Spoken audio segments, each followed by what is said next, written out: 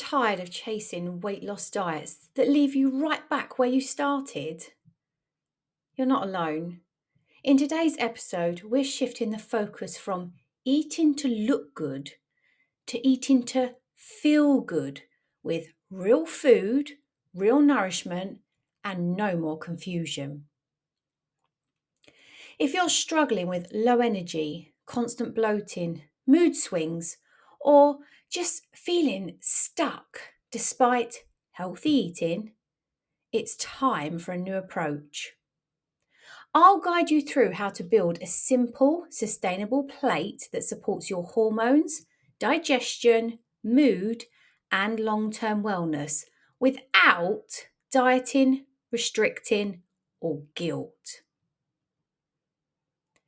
I'll cover things like what to eat to boost natural energy, how to support gut health and hormonal balance with food, common mistakes when trying to eat healthy, how to stop obsessing over calories and start nourishing your body with love, and why nourishment beats restriction for true wellness. Eating well isn't all about shrinking your body. It's about supporting it to shine and the long term goals.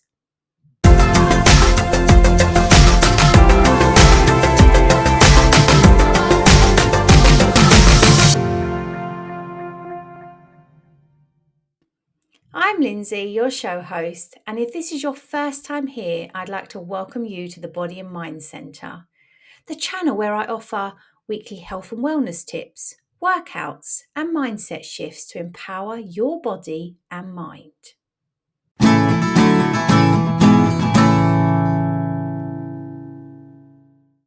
Let's start by looking at the problem. Why eating just to look good doesn't work. So let's get real. The wellness world is packed with messages like lose 10 pounds in 10 days or get summer body ready. But here's the thing. Focusing only on appearance can leave us feeling exhausted, deprived, moody, anxious about food, and ironically, stuck in a body that just doesn't feel good. When we chase just looks over health, we often fall into habits like undereating, over-exercising, ignoring internal signals like fatigue, bloating, or brain fog.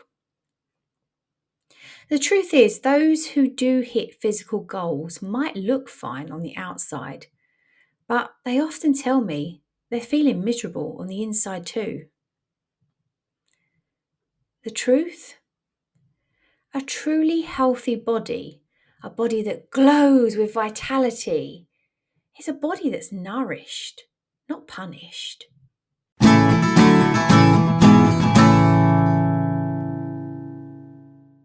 So let's look at shifting the focus. What does it mean to eat to feel good? It means asking better questions like, how does this food make me feel 2 hours after eating it? Does it support my energy and mood? Is it helping my hormones, my gut, my skin, my sleep? If you're not getting good answers, why are you even eating it? Now, let me just make it very, very clear here at this point. I'm not telling you guys to cut foods out of your diet or not to have takeaways or go out for meals. I'm talking about genuinely asking yourself honest questions. Eating to feel good means focusing on nourishment over restriction, sustainability over quick fixes, self-respect over self-punishment, and a little bit of what you love does you good. It's about eating in a way that honours your real needs, physically, mentally, and emotionally. I mean, I'm somebody that needs chocolate in her life. You won't convince me otherwise. There are times when nothing else will cut it. So I'll have it. I won't punish myself or make myself feel bad for it. It makes me feel good. It helps me mentally. Why would I cut it out? No food should ever be off the menu unless it's because you have an allergy. It's about balance. It's about variety. It's about honouring your body and your mind. Think of it like fueling your body to live your best life, not just shrink yourself to fit an image.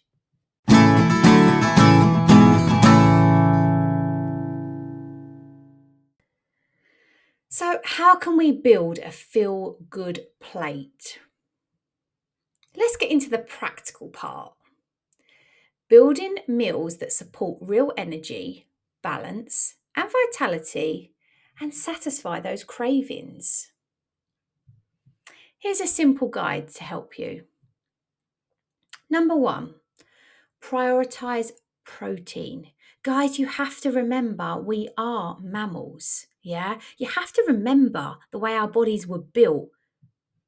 Aim for palm-sized portions at every meal if possible, if not at least once every day. Protein supports muscle, mood, and metabolism. Examples are chicken, fish, tofu, eggs, lentils. So even if you're a vegetarian, you can still follow this. Number 2 is to add colourful plants. Half your plate should be colourful veggies or fruits. Feed your gut, reduce inflammation, boost vitamins.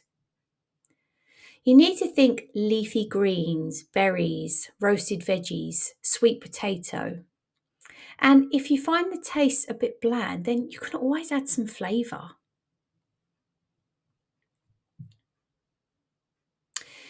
Now, this is the one that people seem to get really kind of, bogged down about, and that's fats. Guys, we need to add fats to our plates too. Obviously, we want to choose the more healthier fats. Don't fear fats, just eat them in small portions. They support your hormones, your skin, your brain health. So, some of your healthy fats will be things like your avocado, your olive oil, your nuts, your seeds, oily fish like salmon. Now, some of you are going to really kind of butt heads with me about this, but guys, you need to avoid fat-free products. If natural ingredients have been taken out, then what's happening is that ingredient has been replaced with an artificial or processed and manufactured product. Oh my God, I could do a whole episode on this. In fact, I will. I'll get that in my to-do list.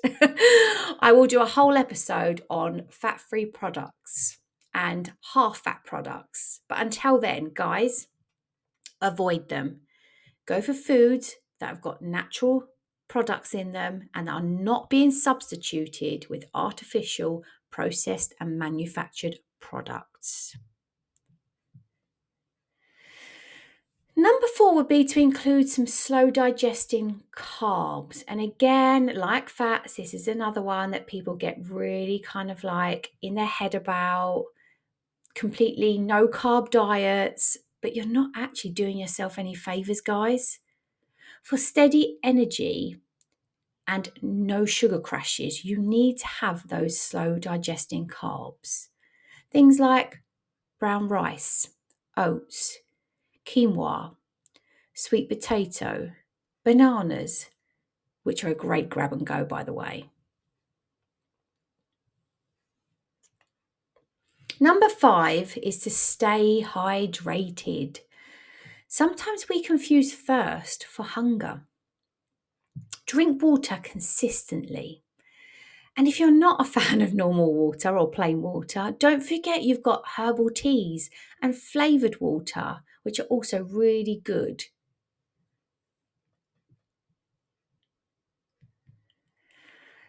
Now, number 6, This is more of a psychological one.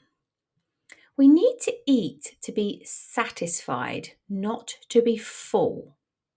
Okay, so we need to avoid eating to the point where we actually start to feel that bloatedness, that fullness. Instead, you should be eating to feel satisfied, even if that means not clearing your plate. Which, again, growing up, we were all told if you don't eat your dinner, you're not leaving the table. Yeah, maybe it's something you're telling your children now as well. As a society, we're always being told to clear our plates. But if you're overplating your food, then maybe you actually do need to start leaving some. Here's some mini tips for you. If a plate makes you feel energized, satisfied, and calm, it's a good plate. If it leaves you feeling bloated, fatigued, or craving, something needs adjusting.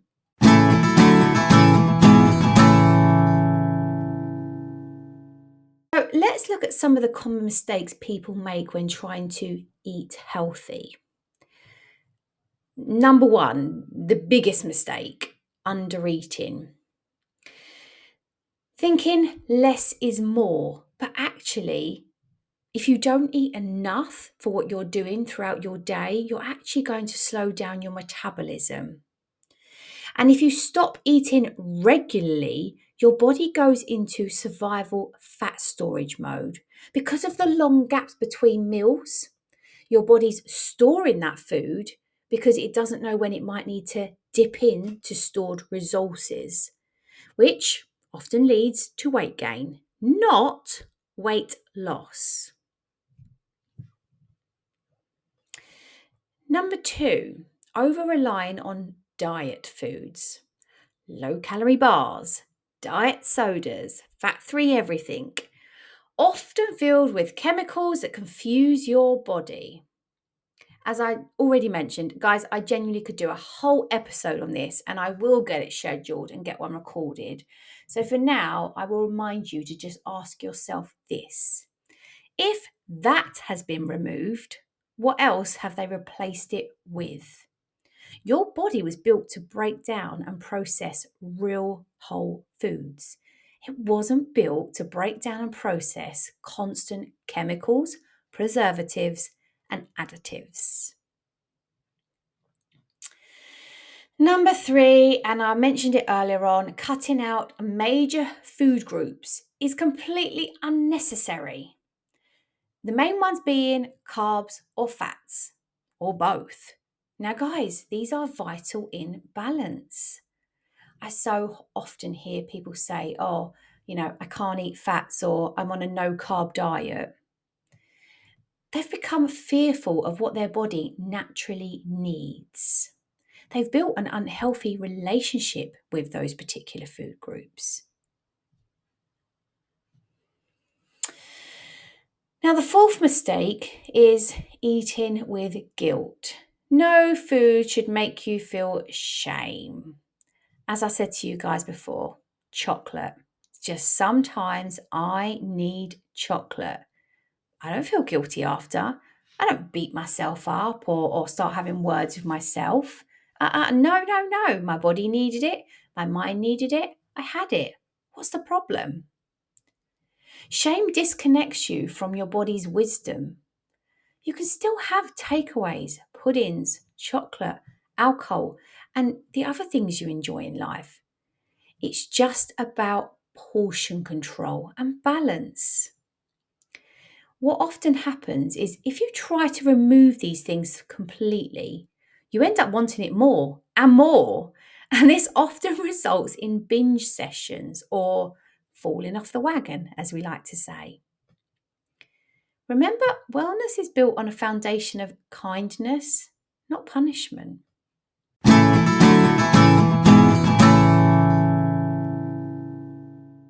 So, my darling friends and listeners, eating well isn't about being perfect. It isn't about being on a lifelong diet either. I mean, oh God, could you imagine it? It's about supporting yourself, nourishing yourself, Choosing foods that make you feel alive, vibrant, and ready to live your life fully. When you shift from just how can I look better to actually how can I feel better, everything changes. Your relationship with food becomes positive. Your body becomes a partner, not a project. Your energy rises and your self respect grows. You deserve to feel amazing as well as look amazing, guys. Don't forget it. And remember, it's never too late to start making choices that honour your body and your future. Don't wait for Monday. Don't wait for a new month or a new year. Just start with your next meal. If you loved today's episode, don't forget to like, subscribe, and hit that bell so you don't miss more empowering, practical health and wellness tips here on the Body and Mind Centre. And if you're ready to dive a bit deeper, maybe check out my free workouts and mindfulness videos, all designed to help you reconnect with your body from a place of love, not punishment. Now, before you disappear, I'm going to ask you to drop me a comment below and tell me, what's that one food item that you just can't live without? My Rottweiler just told me hers was cheese. And as I've already told you, mine's chocolate. I can't wait to hear your thoughts. Until next time, stay strong, stay kind, and stay connected, guys. I'll see you for the next one.